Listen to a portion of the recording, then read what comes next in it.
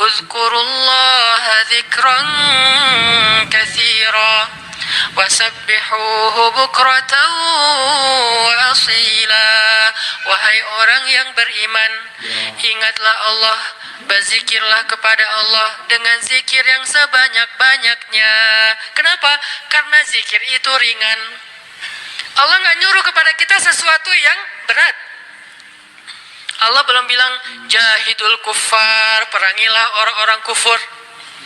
Allah belum mengatakan anfiqu min amwalikum, sedekahkan harta kalian, min amwalikum, sebagian dari harta kalian. Enggak. Itu mungkin buat kita masih butuh waktu belajar. Sekarang Allah mengatakan uzkurullaha dzikran katsira, ingatlah Allah, sebutlah Allah, zikirlah kepada Allah sebanyak-banyaknya. Kenapa? Lebih baik dari semua tawaran-tawaran yang itu. Allah kalau nawarin kita untuk jihad, kemungkinan besar kita akan mencari-cari alasan. Dan orang yang mencari-cari alasan dari kewajiban berjihad, apabila sudah wajib, maka dia udah jelas sifat kemunafikannya. Baca nanti di ayat-ayat tentang jihad, surat At-Taubah, surat Al-Anfal, termasuk surat Al-Ahzab. Ada banyak cerita-cerita tentang jihadnya Nabi. Dan sebagian besar orang yang menolak atau mencari alasan untuk enggak ikut sama Nabi, itu tuh udah pasti terlihat jelas kemunafikan pada diri mereka. Sehingga Allah menggolongkan mereka termasuk orang munafik. Allah marah kepada mereka sehingga menyebutkan dengan kalimat kabura maqtan indallah. Allah marah sekali dengan kata-kata mereka. Di dalam surat yang lain dikatakan mereka itu termasuk orang-orang yang pendusta. Mereka bilang inna buyutana aurah, rumah kami sedang ada banyak masalah ya Rasul, mohon maaf kali ini nggak bisa ikut. Yang lain mengatakan anak saya sakit ya Rasul, maaf nggak bisa ikut.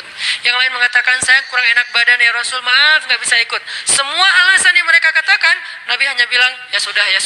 Tapi Allah mengatakan aku tahu isi hati mereka dan mereka orang munafik. Berat soalnya perintah jihad itu berat. Alhamdulillah kita di Indonesia nggak ada kewajiban berjihad, soalnya penjajah kita sudah pergi dan diusir oleh para pahlawan kita. Coba kita masih hidup di zaman Belanda atau Jepang atau Portugis, maka kita semuanya wajib berjihad membela tanah air. Alhamdulillah udah merdeka, jadi kewajibannya bukan lagi jihad, lebih ringan dikit, dakwah. Tidak perlu mengangkat senjata, cukup kita mengajak kepada kebaikan. Karena seandainya perintah jihad itu muncul di tengah-tengah kita sekarang, kemungkinan besar kita akan mencari 1001 alasan. Ada yang alasannya saya masih kuliah lah, ada yang alasannya saya belum nikah lah. Memang ada alasan gak bisa berjihad gara-gara belum nikah. Ustadz, nanti kalau saya syahid terus saya belum, statusnya masih jomblo, gimana Ustadz? Gak usah dibahas sekarang, hampir kepancing. Artinya ya kalau seandainya perintahnya adalah jihad, kita mungkin termasuk orang-orang yang anulir di awal waktu, udah langsung dicoret, nggak masuk. Kalaupun kita mau, tetap nggak diizinkan. Kenapa? Nggak cukup syarat.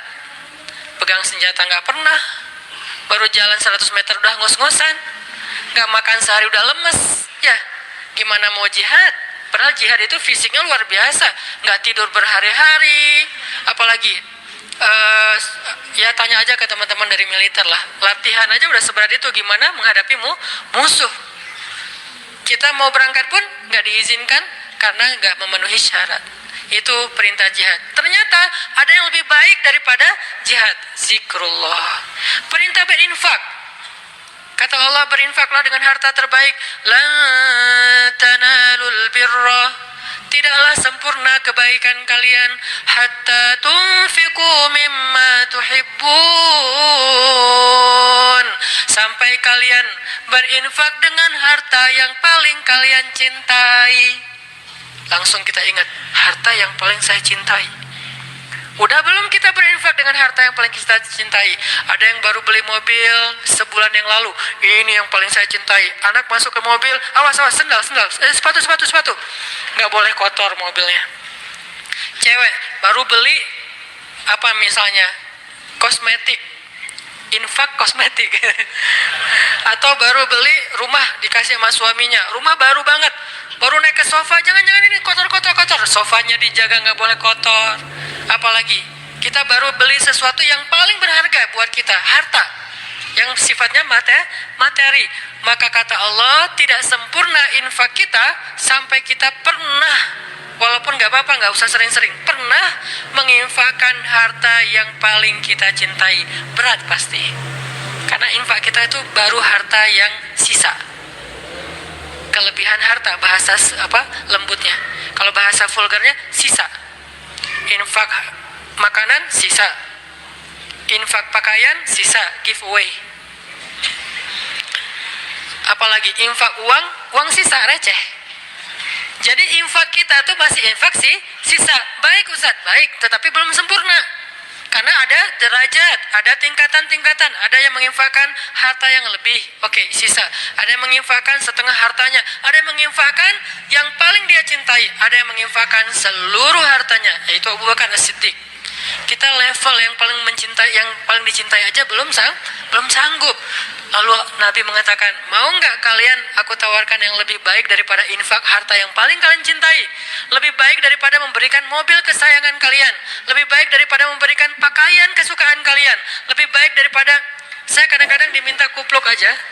Ada teman-teman di luar kota, misalnya pas saya datang, Ustaz boleh minta kupluk Ustaz? Aduh ini warna kesukaan saya. Baru kupluk yang warna kesukaan aja kayak berat mau ngasih, hijau dan abu. Pernah dulu karena gak bisa nolak, dia udah baik banget sama saya. Sampai sekarang saya ingat-ingat, itu topi ya, sukaan saya banget tuh. Sampai sekarang dia ingat-ingat. Kalau ketemu dia saya langsung nyari dia, kok gak dipakai sih topinya, balikin dong kalau gak dipakai gitu kan ya. Saking kayak emang kesukaan saya banget. Itu aja gak bisa, padahal murah loh. Masih hitungan puluhan ribu atau ratusan ribu.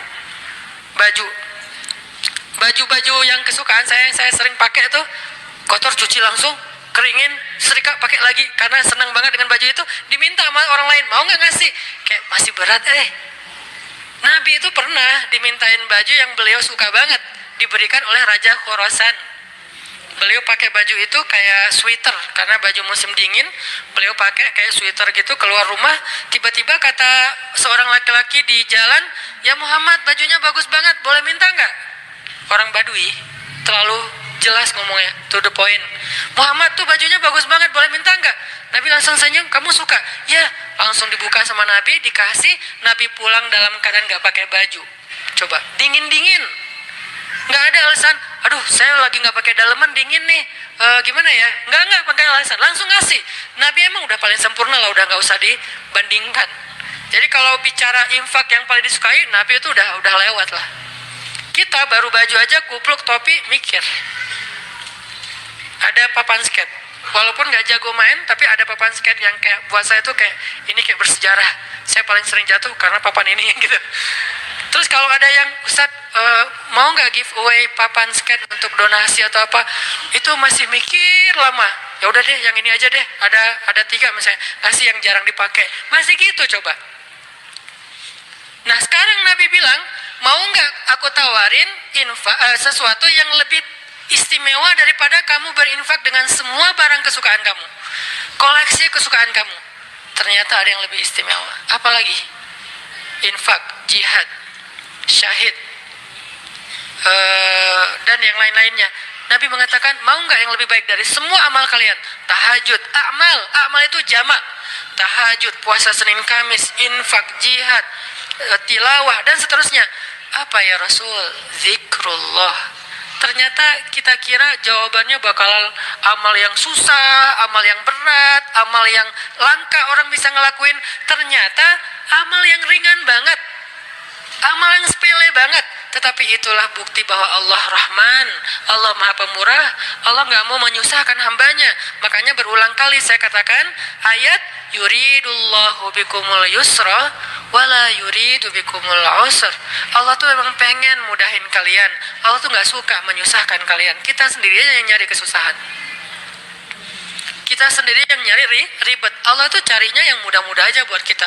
La yukallifullahu nafsan illa usaha.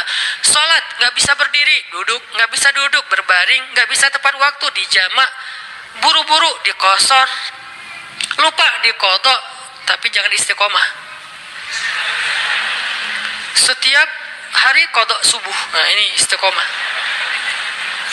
ini artinya teman-teman, Allah tuh pengen memudahkan kita zikir. Tapi jangan mentang-mentang Allah memudahkan kebaikan untuk kita, lantas kebaikan itu jadi bernilai murah bagi kita. Enggak. Sesuatu yang mudah di sisi Allah tidak selalu murah. Itu kan mindset manusia ya. Yang mudah itu jadi murah kan? Yang susah itu jadi berharga mahal, yang langka makin mahal, makin langka makin mahal. Allah enggak kayak gitu. Matematika Allah bukan makin langka makin mahal. Justru makin dekat kepada Allah, walaupun itu mudah, maka itu makin mahal. Sekedar mengatakan Masya Allah, itu tuh mahal banget. Sekedar mengatakan Bismillah, itu tuh mahal banget. Tapi mudah Ustadz, semua orang bisa lakuin. Gak apa-apa, karena ketika dia melakukan itu gak akan mengurangi hak kita. Itulah bedanya dunia dengan akhirat. Dunia kalau orang dapat, bagian kita berkurang. Akhirat orang dapat, bagian kita sama sekali tidak terganggu. Malah kalau orang dapatnya lewat kita, bagian kita bertambah. Kalau dunia susah hitung-hitungan kayak gini, karena memang kecil, direbutin rame-rame. Akhirat itu besar, direbutin sedikitan. Kata ulama, dunia itu nikmat yang sedikit, direbutin rame-rame. Akhirat nikmat yang banyak, direbutin sedikitan. Sehingga tidak akan pernah berkurang, apalagi menjadi persaingan yang tidak sehat. Zikrullah. Sehingga Allah mengatakan uzkurullaha zikran katsira. Ingatlah Allah sebanyak-banyaknya. Itu poin pertama, teman-teman. Poin kedua, apalagi fadilah dari zikrullah selain yang disampaikan Nabi di dalam hadis riwayat Tirmidzi tadi. Apa sih yang kita dapat lagi kalau kita ingat Allah, kalau kita sebut Allah, mention Allah kalau bahasa sosmed? Ada orang nggak sepakat dengan istilah mention? Emang Allah punya sosmed? Ini namanya tarjamah. Nge-mention Allah itu bahasa Inggris, kemudian jadi bahasa sosial media. Arti nge-mention apa?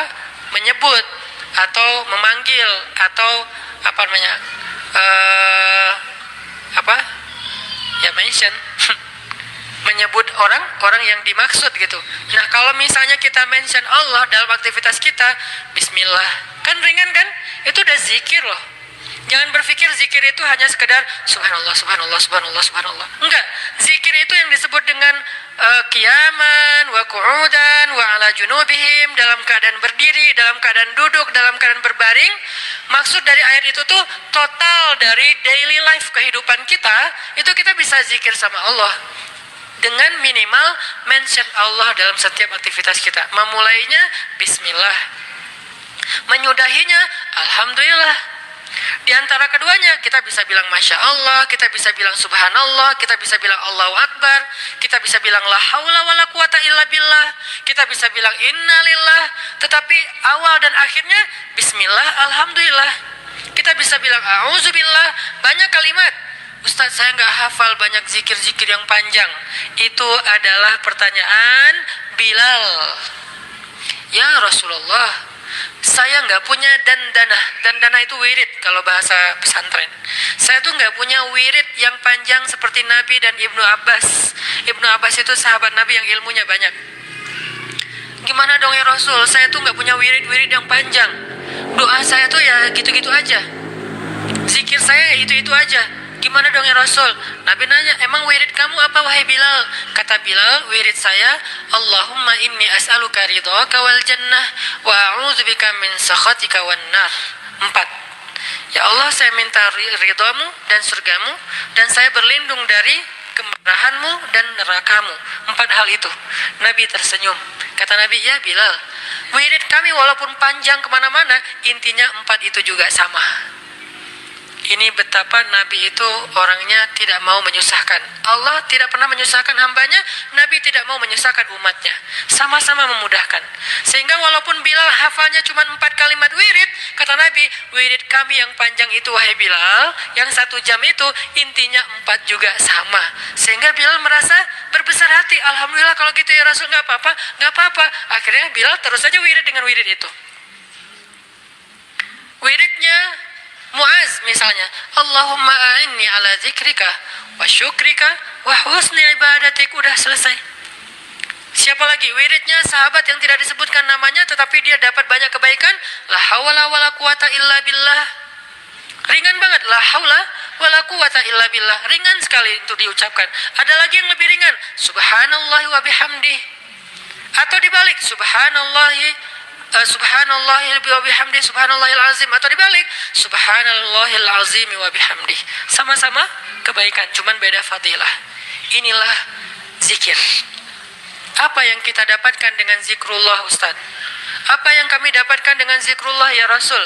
Apa yang kami dapatkan dengan mengingatmu ya Allah? Selain apa yang digambarkan Nabi tadi. Kata Allah, fadhkuruni azkurukum. Ingat aku ingat kalian. Fadhkuruni azkurukum. Ingat aku ingat kalian, diingat oleh Allah. Itu yang paling berharga, diingat oleh Allah. Kapan? Di dunia, ketika Allah turunkan rahmatnya ke muka bumi setiap malam, Allah mengingat kita, wahai malaikat, jangan lupa rumahnya fulan. Wahai malaikat, jangan lupa fulan bin fulan. Wahai malaikat, yang itu dulu, ini dulu, hambaku yang ini dulu. Kenapa? Karena kita ingat Allah terus, Allah ingat kita. Dan ingat Allah kepada kita tuh wala zikrullahi akbar. Ingat Allah kepada kita itu jauh lebih dahsyat daripada ingat kita kepada Allah. Makanya kalimatnya wala zikrullahi akbar. Ingatnya Allah kepada hambanya itu lebih dahsyat daripada ingatnya hamba kepada Allah. Gimana dahsyatnya? Idza zakarani fi nafsihi zakartuhu fi nafsi. Kalau dia ingat aku di dalam dirinya, aku ingat dia dalam diriku, dalam diri Allah. Idza zakarani fi mala'ih zakartuhu fi mala'in khairum min. Kalau dia ingat aku dalam majelisnya, aku ingat dia dalam majelis yang lebih baik dari itu. Idza taqarraba ilayya shibran taqarrabtu ilaihi zira'an. Kalau dia mendekat kepadaku sejengkal, aku mendekat kepadanya sehasta. Kalau dia mendekat kepadaku zira'an sehasta, aku mendekat kepadanya ba'an sedepah. Kalau dia datang kepadaku berjalan, aku datang kepadanya berlari. Wala zikrullahi akbar. Ingatnya Allah kepada hambanya lebih dahsyat daripada ingatnya hamba kepada Allah. Lebih duluan. Makanya kalau kita spontan ingat Allah, Masya Allah, ini nikmat dari Allah. Allah juga akan spontan lebih dahsyat dari itu ingat kita. Nih hambaku, nih hambaku, nih hambaku. Sehingga ketika Allah punya hadiah untuk hamba-hambanya di muka bumi, kita duluan yang diingat. Kesini dulu sebelum yang lain. Kenapa? Fadhkuruni azkurkum. Ingat aku ingat kalian. Itu satu. Nanti di padang mahsyar, Allah juga akan mengingat kita. Di antara sekian miliar hamba-hambanya, jin dan manusia. Kok bisa Allah manggil nama kita? Wala zikrullahi akbar. Allah itu gak pernah lupa. Allah mengingat kita lebih dahsyat. Sehingga tiba-tiba di padang mahsyar, nama kita dipanggil Allah. Fulan bin fulan. Labbaika ya Rabbi. Saya ya Allah, ada apa ya Allah? Langsung Allah datangkan kendaraan cahaya. Kita dijemput oleh malaikat dengan keadaan tersenyum. Kemudian kita dibawa di bawah zilalur rahman, naungan Allah yang maha rahmat. Panggil lagi nama yang lain, fulan bin fulan, labbaika ya Rabbi, aku penuhi panggilanmu ya Allah. Datang, masuk dalam naungan Allah. Lalu nanti di surga, fulan bin fulan, masuk lagi ke surga lebih dulu, bi ghairi hisab kalau perlu, tanpa hisab, wala azab, dan tidak diazab. Kenapa? Wala zikrullahi akbar.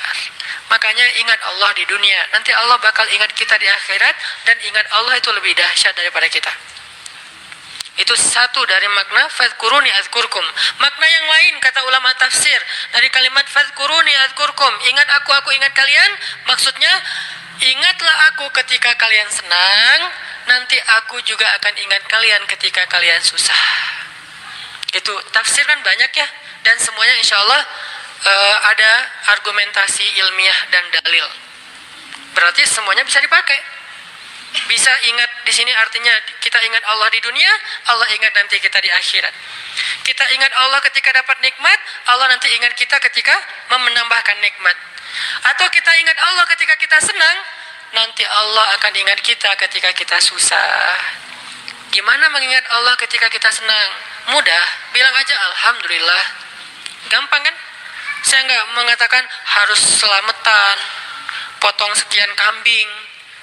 Tapi kan itu syukur Ustaz. Iya nggak apa-apa. Tetapi yang paling ringan dulu kita belajar, yang paling simpel dulu aja deh.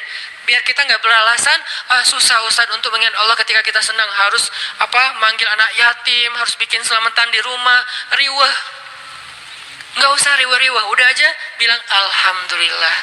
Mau lebih panjang dikit. Hadza min fadli Rabbi. Ini anugerah dari Rabbku. Hadza rahmatun min Rabbi. Ini rahmat dari Rabbku. Mention Allah pokoknya ketika kita dapat nikmat. Nanti Allah akan ingat kita ketika kita dapat masalah. Ada masalah, Allah langsung, hambaku ada apa? Allah langsung ingat kita. Dulu kamu ingat aku ketika aku kasih nikmat. Sekarang kalau kamu ada masalah, aku akan ingat kamu dan membantu kamu dalam menyelesaikan masalah.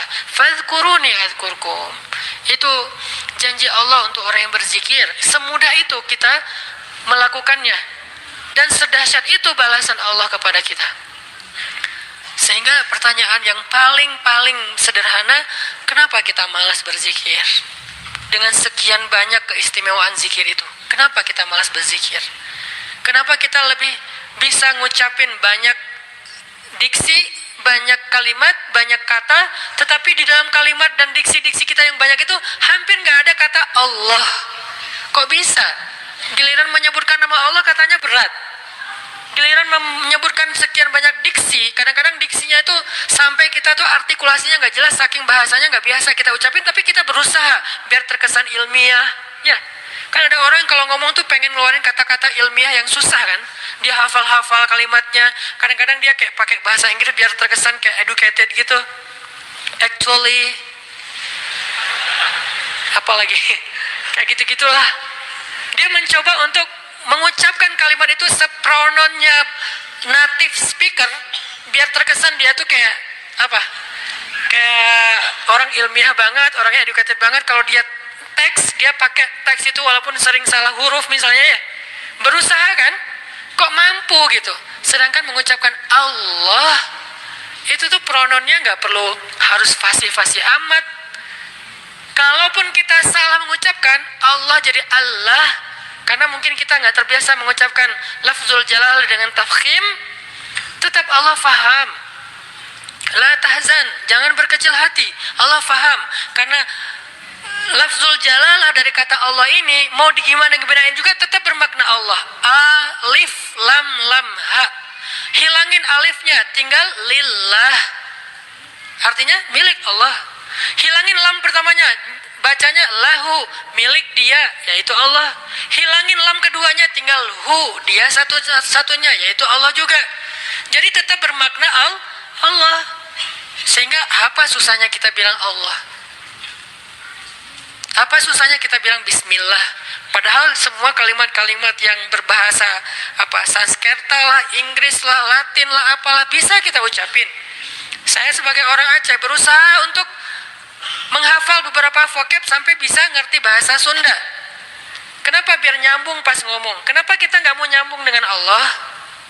Kalau saya pakai ngeluarin diksi-diksi nyundanya kan jadi kesannya kayak nyambung, akrab. Itu kan bahasa cara kita mengakrabi diri dengan orang-orang yang kita ajak bicara. Kalau kita ngomong dengan orang Jawa, kita mencoba untuk semedok-medoknya biar agak natif Jawa. Ketika kita ngomong sama misalnya orang Medan, kita berusaha untuk gaya-gaya Medan.